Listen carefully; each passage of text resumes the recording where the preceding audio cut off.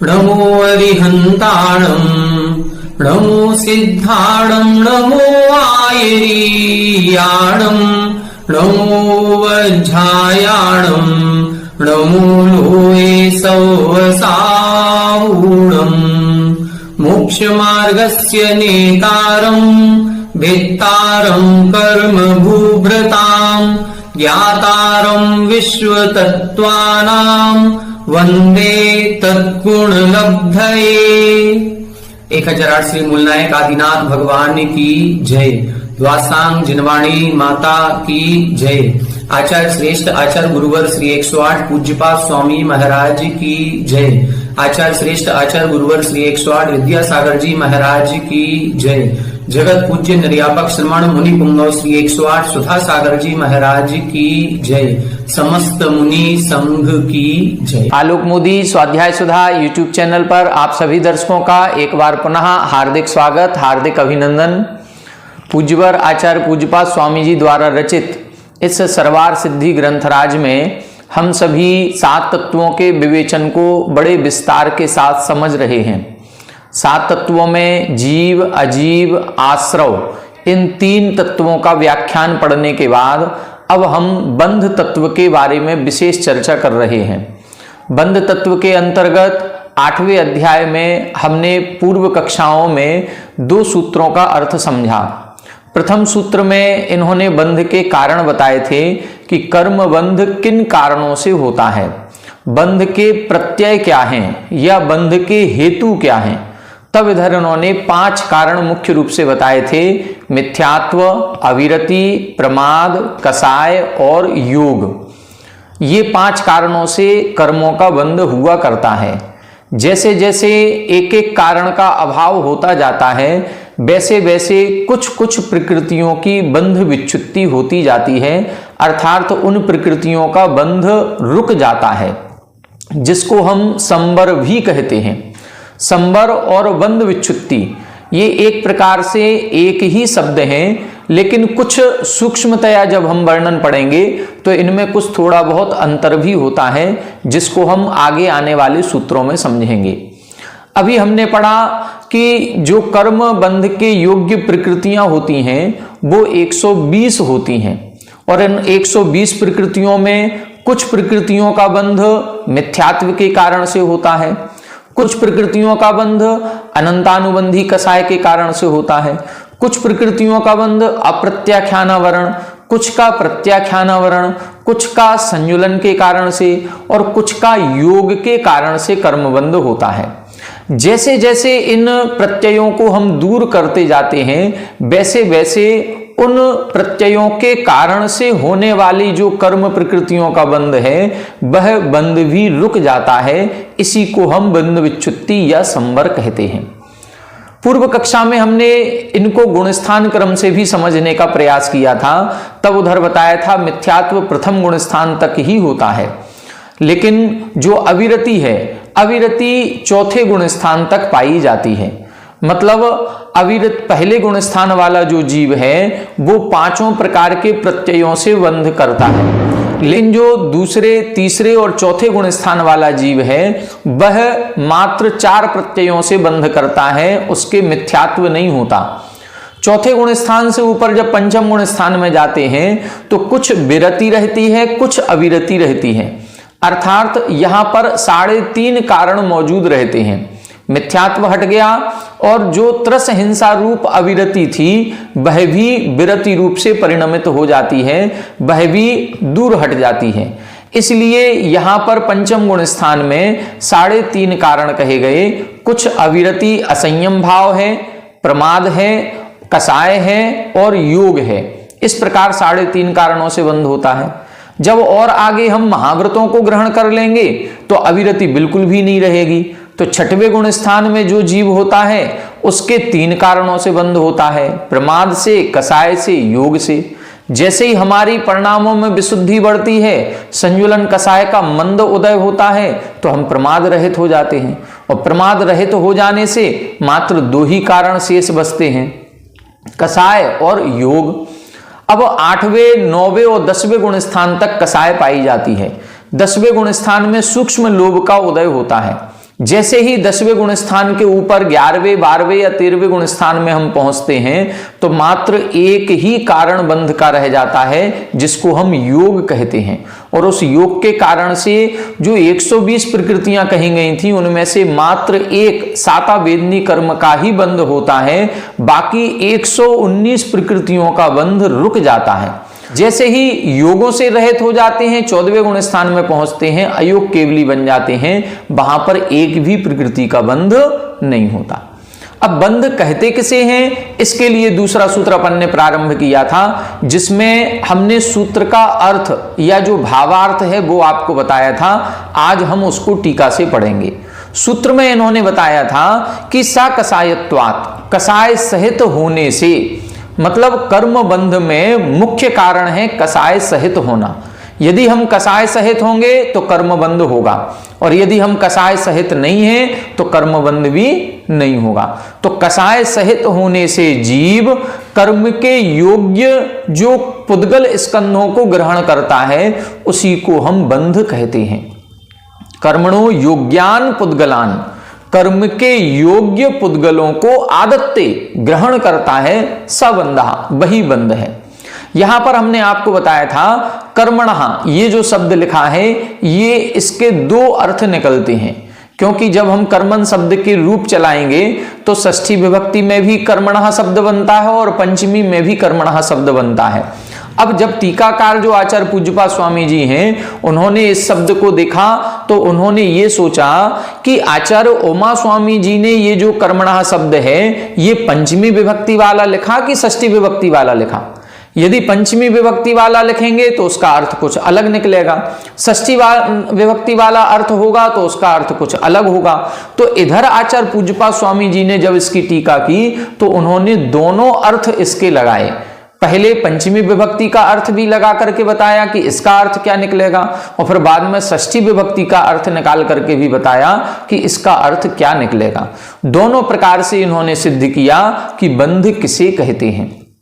कर्मणः शब्द जब पंचमी विभक्ति में लगता है तो पंचमी विभक्ति हेतु परक होती है, किस कारण से, वो कारण अर्थ यहां पर निकलता है।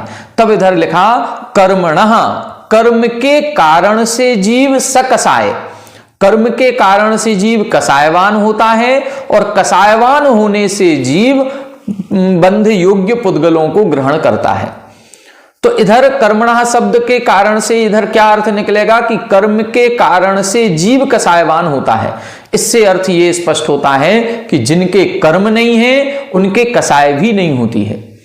जैसे सिद्ध परमेष्ठी, सिद्ध परमेष्ठी के 8 कर्म नष्ट हो गए हैं, इसका मतलब उनके कसाय भी नहीं होती है, और जब कसाय नहीं होगी तो फिर उनके कर्मबंध भी नहीं होगा। और जो हम सभी के कर्मबंध हो रहा है वो कर्मबंध किस कारण से हो रहा है, वो कसाय के कारण से हो रहा है। और कसाय किस कारण से हो रही है, कर्मों के कारण से हो रही है। इसका मतलब है हमारे जो कर्मबंध है वो आज का नहीं है, अनादिकालीन चला आ रहा है। जो कर्मबंध हो रहा है ये आत्मा अनादिकाल से इन कर्मों से सहित है, और उन कर्मों के कारण से जीव कसाय करता है और कसाय के कारण से पुनः कर्मबंध करता रहता है। ये प्रक्रिया इसकी अनादिकाल से चलती आ रही है।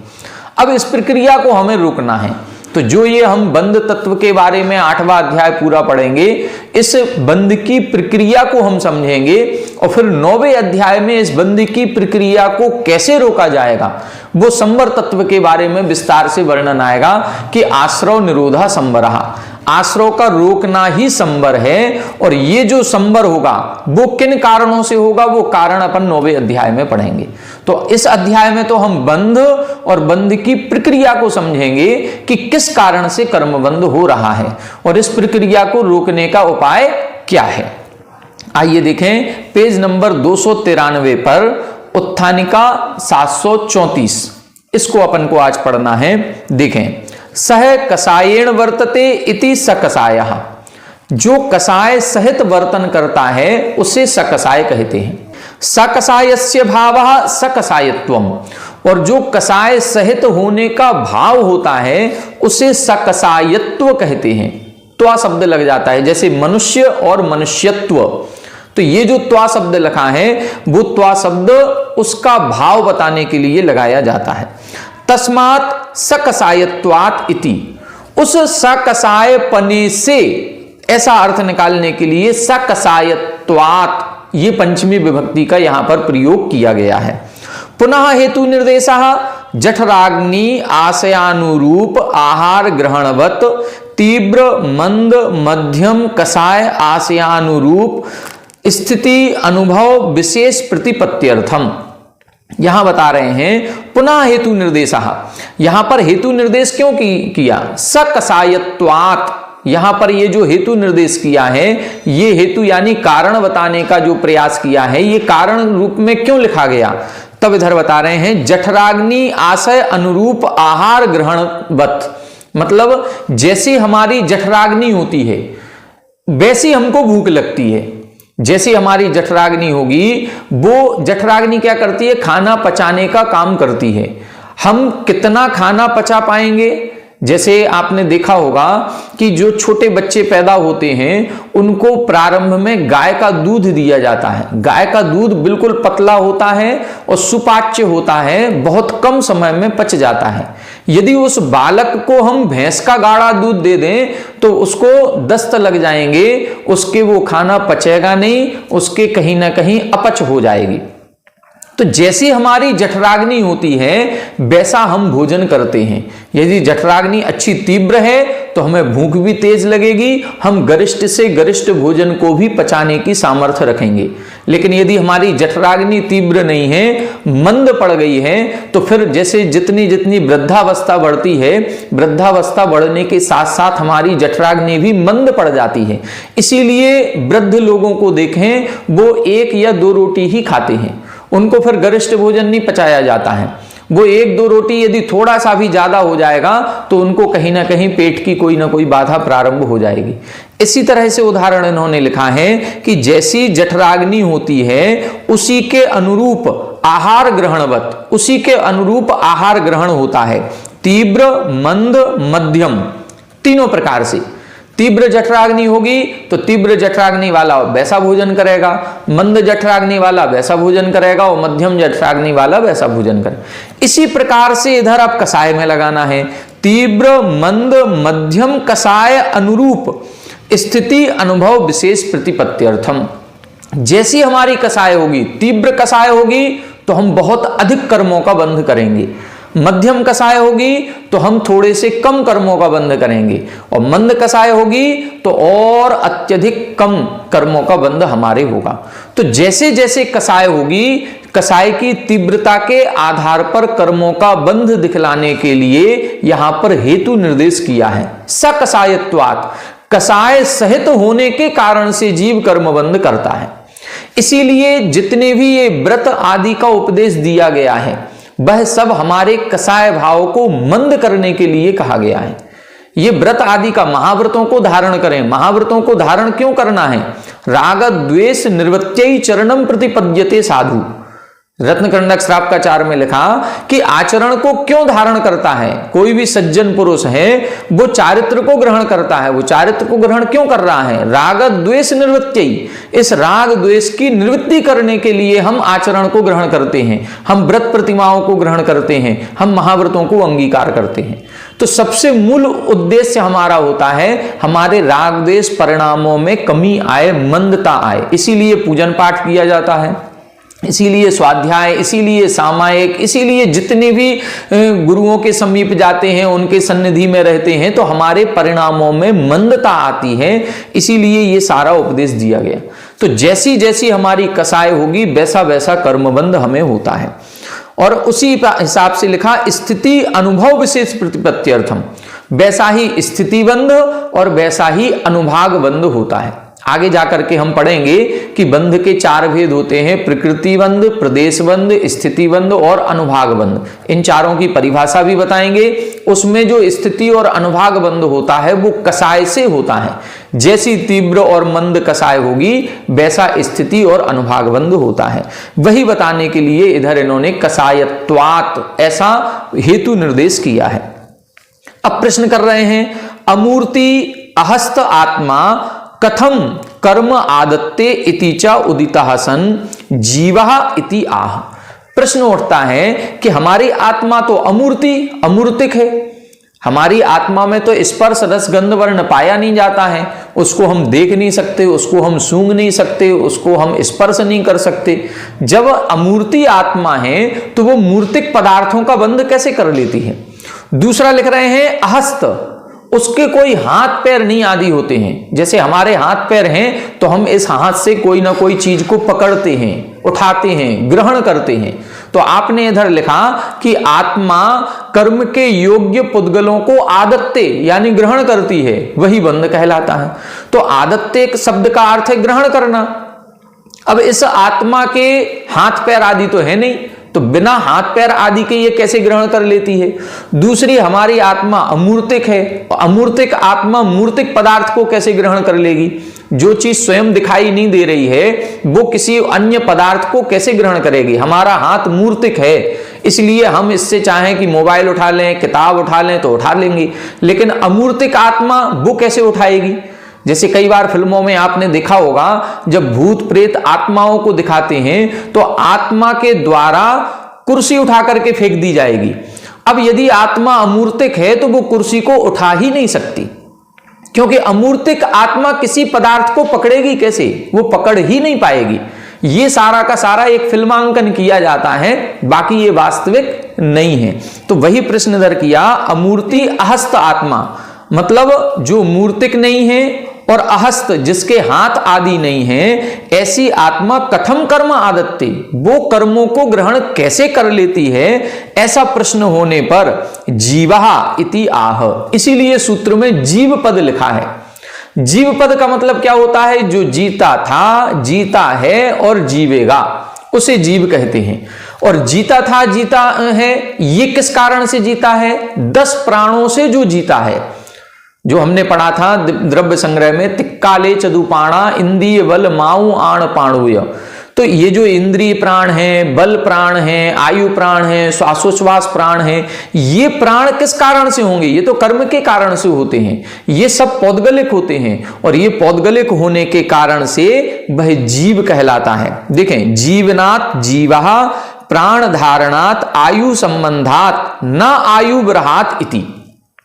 क्या लिखा, जीवनात् जीवा, जीव किसे कहते हैं, जो जीता था, जीता है, जीवेगा, उसे जीव कहते हैं। जो जीवन क्रिया से संयुक्त है उसे जीव कहते हैं। और जीवन क्रिया से संयुक्त कौन होगा, प्राण धारणात्, जो प्राणों से सहित है। और प्राणों में मुख्य प्राण कौन सा है, आयु संबंधात, आयु के संबंध से हम जीते हैं। आयु एक प्राण है और आयु क्या है, आयु एक कर्म है। आयु कर्म के कारण से ही हम जीते हैं। हम ये कहते हैं कि उसके प्राण निकल गए। प्राण क्या निकल गए, उसकी आयु कर्म का निषेक खत्म हो गया। जितनी उसने आयु बांधी थी, उसके जितने निषेक थे, उस जीव के एक एक निषेक झड़ते जा रहे हैं। और जैसे ही अंतिम निषेक नष्ट होता है, उस जीव का मरण हो जाता है। तो वह जीव मरण करके अन्य गति को पहुंच जाता है। तो ये आयु क्या है, ये आयु प्राण है और ये आयु एक कर्म है। उस कर्म के कारण से ही हम जीवित हैं। तो कर्म के कारण से हमारी जीवन चल रहा है, इसलिए इधर जीव शब्द का प्रयोग किया, आत्मा शब्द का प्रयोग नहीं किया। आत्मा तो शुद्ध होती है, जो कर्मों से रहित है उसको हम आत्मा कहते हैं। और जो कर्मों से या जीवन से या प्राणों से सहित है उसको जीव कहा जाता है। इसीलिए एक सुक्ति कहीं आती है, शायद प्रवचन सार या समय सार आदि ग्रंथों में, उसमें लिखा सिद्धाणा जीवाः। इस सुक्ति पर पहले विद्वानों के बीच में बहुत विवाद हुआ कि आखिर ऐसा क्यों लिखा गया। सिद्धाणा जीवा, सिद्ध जीव नहीं होते हैं, वो इसीलिए लिखा गया क्योंकि सिद्ध परमेष्ठी शुद्ध चेतन प्राण से जीते हैं। उनके 10 प्राण नहीं होते, उनके 8 कर्मों के उदय से होने वाले प्राण नहीं पाए जाते। इंद्रियां जो प्राण हैं, ये कहीं ना कहीं ज्ञानावरण के क्षयोपशम से होती हैं, नाम कर्म के अवलंबन से होती हैं। आयु प्राण है, ये आयु कर्म के कारण से हो रहा है। श्वासोच्छ्वास प्राण है, ये सारे के सारे जितने प्राण हैं, ये कहीं ना कहीं कर्म के आलंबन से हो रहे हैं। नाम कर्म का सद्भाव चाहिए और वीर्यांतराय का क्षयोपशम चाहिए, ज्ञानावरण कर्म का क्षयोपशम चाहिए, शरीर नाम कर्म का उदय चाहिए। तो कहीं ना कहीं कर्मों के कारण से ही ये 10 प्राण बनते हैं। और सिद्धों के कोई कर्म है ही नहीं। जब कोई कर्म नहीं है तो वो 10 प्राणों से नहीं जी रहे हैं, वो तो चैतन्य प्राण से जी रहे हैं। इसीलिए उनको जीव नहीं कहा जाता है, उनको सिद्ध आत्मा कहा जाता है। इधर सूत्र में इन्होंने जीव शब्द लिखा, और जीव शब्द कहने का प्रयोजन भी क्या है, वही है कि यह जीव है, जीवन से जो सहित होता है वो जीव कहलाता है, और जो 10 प्राणों से जीता है उसको हम जीव कहते हैं। 10 प्राणों में एक आयु प्राण है, और वो आयु प्राण से जो सहित है उसको हम जीव कहेंगे। ना आयु बृहात इति, आयु से जो रहित है उसकी बात हम नहीं कर रहे हैं। इसीलिए इधर इन्होंने कह दिया कि अनादि काल से हम आयु कर्म से सहित हैं, और अनादि काल से हमारा कर्मों का बंध चला आ रहा है। आगे देखें, कर्म योग्यान इति लघु निर्देशात सिद्धे कर्मणो योग्यान इति पृथक विभक्ति उच्चारणम वाक्यांतर ज्ञापनार्थम। यहां प्रश्न कर रहे हैं, कर्म योग्यान इति लघु निर्देशात सिद्धे, यदि सूत्र आप लिखते कर्म योग्यान पुद्गलान आदत्ते सवंदः, कर्म योग्यान कर देते, आपने कर्मणो योग्यान क्यों लिखा, ये विभक्ति इधर क्यों लगा दी। यदि कर्म का और योग्य ये 2 शब्दों का समास कर देते तो बनता कर्म योग्यान, वो भी सही था, लेकिन आपने कर्मणो योग्यान यहां विभक्ति लगा दी और समास नहीं किया। ये विभक्ति लगाने का क्या औचित्य था, तब इधर लिख रहे हैं कर्मणो योग्यान इति पृथक विभक्ति उच्चारणम। ये जो हमने अलग से विभक्ति इधर लगाई है वो वाक्यांतर ज्ञापनार्थम, वो एक किसी दूसरे वाक्य का ज्ञान कराने के लिए लगाई है। यहां पर एक ही शब्द का प्रयोग नहीं करना है, कर्म योग्यान नहीं, यहां पर कर्मणः शब्द लगाया है, उससे 2 वाक्य निकलेंगे, एक पंचमी विभक्ति वाला, एक षष्ठी विभक्ति वाला, जो हमने पूर्व में चर्चा की थी। अब वो दोनों वाक्य कौन से होंगे वो इधर बता रहे हैं। देखें, किम पुनः तत् वाक्यांतरम, वो वाक्यांतर कौन सा है, मतलब एक वाक्य और दूसरा वाक्य, तो पहला अर्थ कौन सा है और दूसरा अर्थ कौन सा है, ये दोनों बताइए। अब देखें, कर्मणो जीवः स कसायो भवति इति एक वाक्यम। पहला वाक्य क्या है, कर्मणः जीवः स कसायो भवति इति एक वाक्यम। कर्म के कारण से जीव स कसायवान होता है, ये पहला वाक्य है। यहां कर्मणः शब्द की पंचमी विभक्ति पर अर्थ कर रहे हैं, कर्म के कारण से जीव कसायवान होता है, पहला वाक्य। इससे क्या निकल रहा है, एतत् उक्तम भवति कर्मणः इति हेतु निर्देशः, कर्मणो हेतोः जीवः स कसायो भवति न अकर्मस्य कसाय लेपो अस्ति।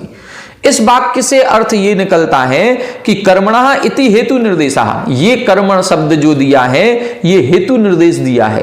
हेतु निर्देश होने से ये निकलता है कि कर्मणः हेतोः जीवः स कसायो भवति, कर्म के कारण से जीव कसायवान होता है, और न अकर्मस्य कसाय लेपो भवति, अकर्मस्य जिसके कर्म नहीं है उसके कसाय का लेप नहीं होता है। तो जो कर्म सहित है उसके कसाय होती है, और जिसके कर्म नहीं है उसके कसाय नहीं होती है, और जो कसाय सहित होता है वही कर्मों का बंध करता है। इससे सिद्ध हो गया कि सिद्ध जीवों के कर्म बंध नहीं होता, जो कर्मों से सहित है वही पुनः कर्मों का बंध करता है। इससे यह भी सिद्ध हो गया कि हम अनादि काल से कसाय करते आ रहे हैं, इसका मतलब है कि हम अनादि काल से कर्मों से सहित हैं। हमारी आत्मा आज ही कर्मों से सहित हुई है, पहले नहीं थी, ऐसा नहीं है। हमारी आत्मा अनादि काल से कर्मों से सहित थी, और वह कर्मों से सहित होने के कारण से कसाय करती रही, और कसाय करते रहने के कारण से पुनः कर्म बंध भी करती रही। ततो जीव कर्मणो अनादि संबंधम इति उक्तम भवति। इससे यह सिद्ध हो गया कि जीव का कर्म के साथ अनादि संबंध है, और जब अनादि संबंध कर्म का जीव के साथ हो गया तो आत्मा अमूर्तिक नहीं रही, फिर आत्मा मूर्तिक हो जाएगी, क्योंकि कर्मों से सहित है। और जो प्रश्न इधर उठाया था कि अमूर्ति अहस्त आत्मा कथम कर्म ग्रहण करोति, मतलब किस कारण से अमूर्तिक और हाथों से रहित आत्मा कर्मों का ग्रहण करती है, तो इधर ये सिद्ध कर दिया कि हमारी आत्मा जो कर्मों से सहित है वो अमूर्तिक नहीं है, वो मूर्तिक है, और मूर्तिक आत्मा के कर्मबंध होने में कोई बाधा नहीं है। जो सिद्धों की आत्मा है वो अमूर्तिक है, और सिद्धों की आत्मा अमूर्तिक होने के कारण से उसके कर्मबंध भी नहीं होता है। इसलिए लिख दिया, तेन अमूर्तो जीवो मूर्तेन कर्मणा कथम बध्यते इति च उद्यम अपाकृतम भवति। इससे जो आपने प्रश्न पूछा था कि अमूर्त आत्मा या अमूर्त जीव मूर्त कर्म के कारण से कैसे बंध जाता है, ये जो प्रश्न था इस प्रश्न का निराकरण हो गया। आगे देखें, इतर्था ही बंधस्य आदिमत्वे आत्यंतिकीम शुद्धिम दधता सिद्धस्य इव बंध अभावः प्रसज्येत। यहां हम बता रहे हैं इतर्था ही, यदि हम ऐसा नहीं मानेंगे, हम कहेंगे कि अमूर्तिक आत्मा कर्मों का बंध करती है, जैसा अभी पूर्व में बताया कि अमूर्तिक आत्मा कर्मों का बंध नहीं करती, मूर्तिक आत्मा ही कर्मों का बंध करती है। और मूर्तिक हम कब से हो रहे हैं? अनादिकाल से। यदि हम ऐसा नहीं मानेंगे और बंधस्य आदिमत्वे, और बंध को आदिमान मानेंगे, सादी मानेंगे, प्रारंभ से सहित मानेंगे, ये मानेंगे कि हमारी आत्मा पहले से अमूर्तिक थी और अभी कुछ समय से कर्मों से सहित हो गई, यदि ऐसा मानेंगे तो आत्यंतिकीम शुद्धिम दधता, जो आत्यंतिकी शुद्धि को प्राप्त कर चुके हैं ऐसे सिद्धों के समान बंध का अभाव प्रसज्जित। जैसे सिद्धों के बंध नहीं होता है, ऐसे फिर संसारी आत्मा के भी बंध नहीं होना चाहिए, क्योंकि संसारी आत्मा को आपने पहले ही अमूर्तिक मान लिया। यदि संसारी आत्मा को हम अमूर्तिक मानेंगे तो फिर सिद्धों में जैसे बंध का अभाव है ऐसे ही संसारी आत्मा के भी बंध का अभाव हो जाएगा। इसीलिए संसारी आत्मा अमूर्तिक नहीं है, संसारी आत्मा कर्मों से सहित है, मूर्तिक है, और मूर्तिक होने के कारण से, कर्मों से सहित होने के कारण से वो कसाय करती है और कसाय से पुनः कर्म का बंध करती है। तो मूर्तिक आत्मा ही कर्मों का बंध करती है, अमूर्तिक आत्मा कर्मों का बंध नहीं करती, ये यहां पर सिद्ध कर दिया।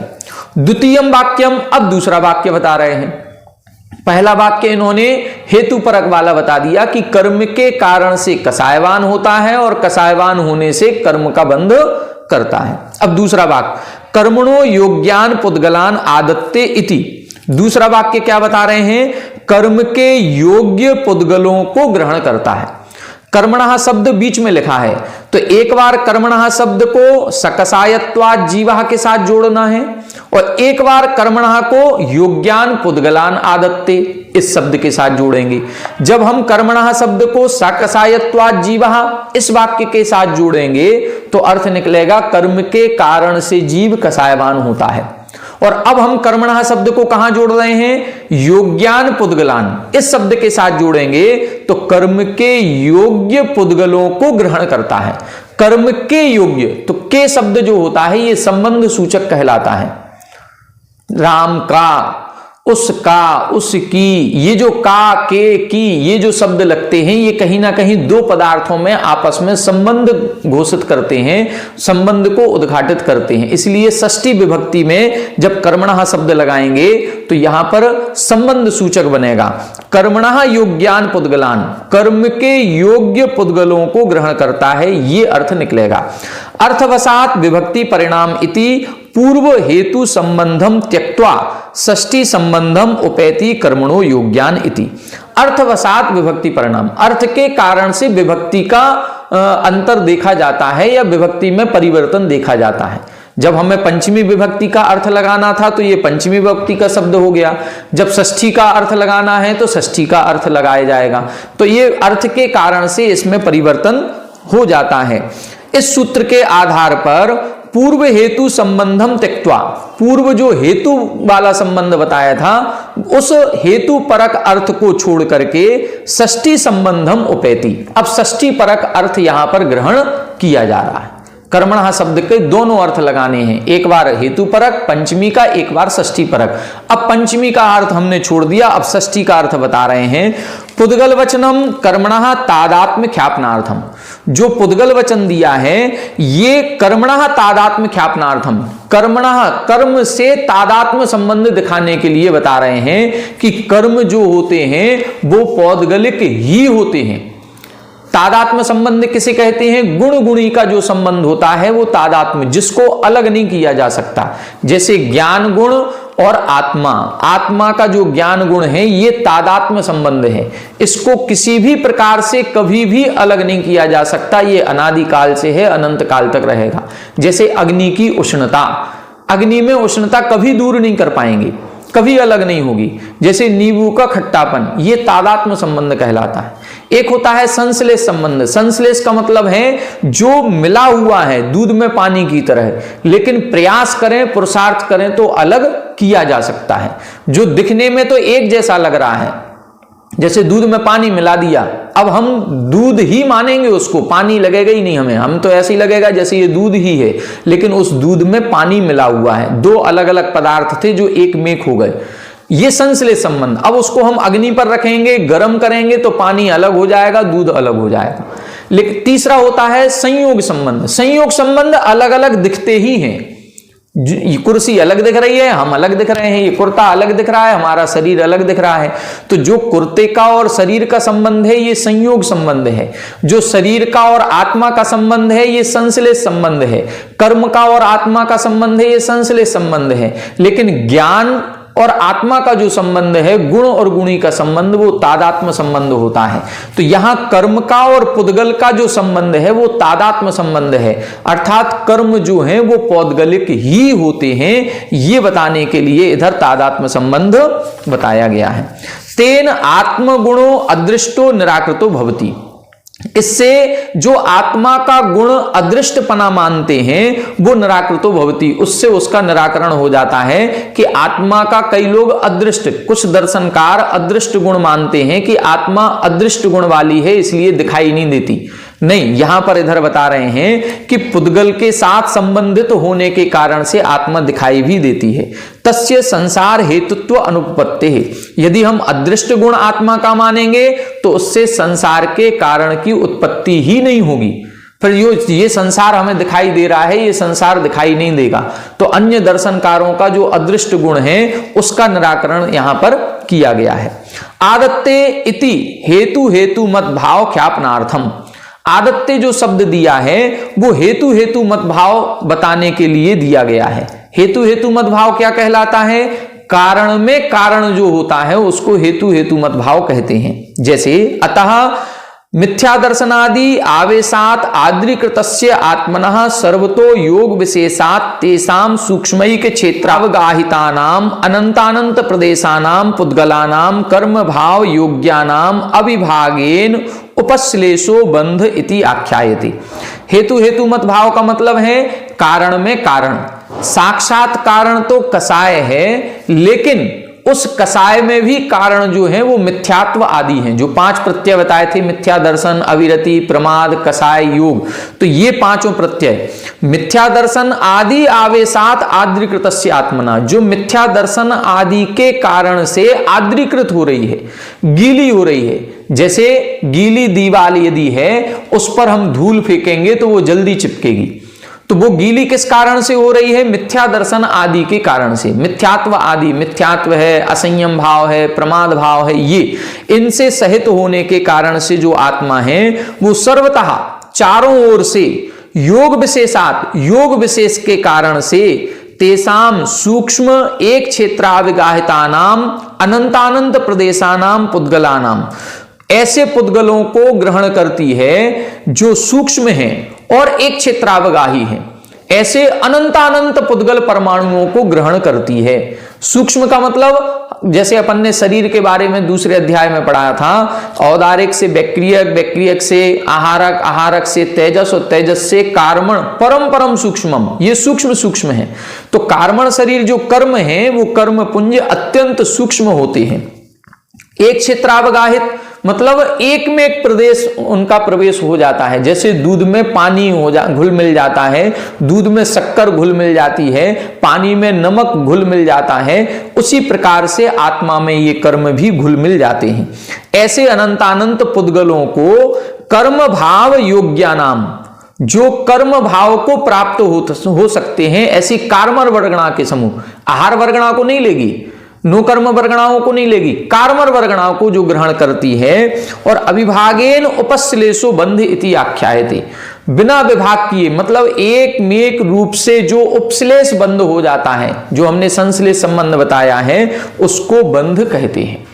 तो ये बंध की परिभाषा इधर बताई है। बंध कैसे होता है? मिथ्या दर्शन आदि कारणों से जो आत्मा संयुक्त है, ऐसी आत्मा अत्यंत सूक्ष्म एक क्षेत्रावगाही अनंतानंत पुद्गल परमाणुओं को ग्रहण करती है। कैसे पुद्गल परमाणुओं को? जो कर्म रूप से परिणत होने की सामर्थ्य रखते हैं, ऐसे उन परमाणुओं को ग्रहण करना ही बंध कहलाता है। यथा जैसे भाजन विशेषे प्रक्षिप्तानाम विविध रस बीज पुष्प फलानाम मदिरा भावेन परिणामः तथा पुद्गलानाम अपि आत्मनि स्थितानाम योग कषाय वसात कर्म भावेन परिणामो वेदितव्यः। यहां बता रहे हैं जैसे भाजन विशेष, किसी पात्र विशेष में, किसी बर्तन विशेष में प्रक्षिप्तानाम यानी रखे हुए अनेक प्रकार के रस बीज पुष्प फलानाम, अनेक प्रकार के फूल रखे हैं, बीज भी रखा है, फल भी रखा है। अब वो एक बर्तन में रख दिए और उसी में वो सड़ रहे हैं, और सड़ते सड़ते सड़ते सड़ते एक समय ऐसा आएगा कि उनको यदि कोई खा ले या पी ले तो वो नशे में आ जाएगा।